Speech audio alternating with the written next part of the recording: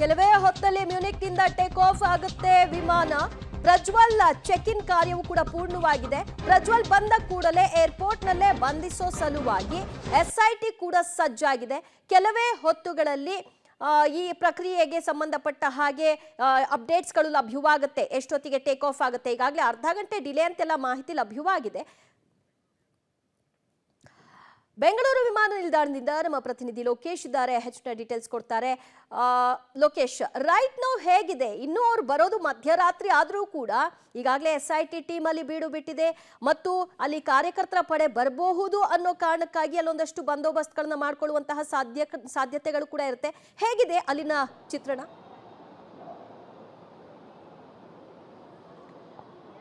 ದಿವ್ಯಾ, ಸದ್ಯಕ್ಕೆ ಇಲ್ಲಿನ ಸ್ಥಿತಿ ಶಾಂತವಾಗಿದೆ. ಯಾವುದೇ ರೀತಿಯ ಭದ್ರತೆಯನ್ನಾಗಲಿ ಪೊಲೀಸರನ್ನ ನಿಯೋಜನೆ ಆಗಲಿ ಮಾಡುವಂಥದ್ದು ಏನನ್ನು ಕೂಡ ಮಾಡಿಲ್ಲ. ಚಿತ್ರಾವಳಿಗಳಲ್ಲಿ ತೋರಿಸುವಂಥ ಪ್ರಯತ್ನ ಮಾಡ್ತೀನಿ. ಸದ್ಯಕ್ಕೆ ಇಲ್ಲಿ ಟರ್ಮಿನಲ್ 2 ಆಗಮನದ ಕೌಂಟರ್ ಏನಿದೆ, ಅಲ್ಲಿ ಟರ್ಮಿನಲ್ 2ನ ಆಗಮನದಲ್ಲಿ ಕಂಪ್ಲೀಟ್ ಆಗಿ ಶಾಂತವಾಗಿರ್ತಕ್ಕಂಥದ್ದು. ಯಾವುದೇ ರೀತಿಯಂತ ಪೊಲೀಸ್ ಭದ್ರತೆ ನಿಯೋಜನೆ ಮಾಡೋದಾಗ್ಲಿ ಏನು ಕೂಡ ಇಲ್ಲ. SIT ತಂಡದ ಅಧಿಕಾರಿಗಳು ಮಾತ್ರ ಈಗಾಗಲೇ ಏರ್ಪೋರ್ಟ್ಗೆ ಬಂದಿದ್ದಾರೆ. ಏರ್ಪೋರ್ಟ್ಗೆ ಬಂದು ಇಮಿಗ್ರೇಷನ್ ಅಧಿಕಾರಿಗಳ ಜೊತೆ ಸಂಪರ್ಕದಲ್ಲಿರುವಂಥದ್ದು. ಇಂಚಿಂಚು ಅವರು ಮಾಹಿತಿಯನ್ನು ಪಡ್ಕೊಳ್ತಾ ಇರ್ತಕ್ಕಂಥದ್ದು. ಅಲ್ಲಿ ಲಗೇಜ್ ಚೆಕ್ ಇನ್ ಆಗಿರುವಂಥದ್ದು. 2 ಬ್ಯಾಗ್ಗಳ ಜೊತೆಗೆ ಪ್ರಜ್ವಲ್ ರೇವಣ್ಣ ಅವರು ಬರ್ತಾ ಇರೋ ಬಗ್ಗೆನೂ ಕೂಡ SIT ಅಧಿಕಾರಿಗಳು ಮಾಹಿತಿಯನ್ನ ತೆಗೆದುಕೊಂಡಿರುವಂಥದ್ದು.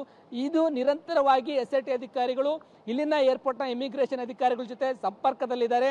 ಸದ್ಯಕ್ಕೆ ಇಲ್ಲಿ ಈ ಒಂದು ಟರ್ಮಿನಲ್ ಆಗಮನ ಏನಿದೆ, ಟರ್ಮಿನಲ್ 2 ಅರೈವ್ಡ್ ಭಾಗದಲ್ಲಿ ಯಾವುದೇ ರೀತಿಯಂತ ಸಿದ್ಧತೆ ಇಲ್ಲ, ಪೊಲೀಸ್ ಭದ್ರತೆಯನ್ನ ಮಾಡ್ಕೊಂಡಿಲ್ಲ. ಇದುವರೆಗೂ ಕೂಡ ಯಾವುದೇ ಕಾರ್ಯಕರ್ತರಾಗ್ಲಿ ಅವರ ಆಪ್ತರಾಗ್ಲಿ ಯಾರು ಕೂಡ ಇಲ್ಲಿಗೆ ಬಂದಿಲ್ಲ.